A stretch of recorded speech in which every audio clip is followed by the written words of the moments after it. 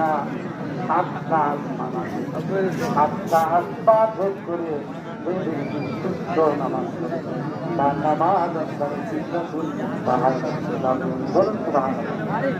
আর যে ব্যক্তির নামাজ সঠিক হয় নাই, কিছু কিছু হয়েছে, কিছু কিছু হয় নাই, ওই ব্যক্তির নামাজ ভুলান্ত অবস্থায় না জেনে না আসবে, না বলে যাবে, ওইরকম অবস্থায় নামাজ 3 নম্বর নামাজের নামাজ।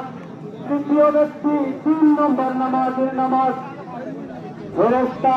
এই যে আমি আপনি এই যে ঈদ আসছে, মা বোনেরা এই যে চোখে আমি পা ব্যবহার করি, মা বোনেরা সব সুন্দর করে নিয়ে যায়, টেনে নিয়ে যায় পানিতে ফেলে, আবার করে আবার তাই না, হয়তো করে বুঝাই নেয় না, যেটাকে আমরা চট ফেলে থাকি, বাইরে পা মোচন করি, বাড়িতে সবার আছে গরিব কিছু সবার আছে, ঘরে ঢোকার আগে আগে কিছু জমায়েরা দিয়ে রাখছে, তাই না, পাটা মোচন করার জন্য।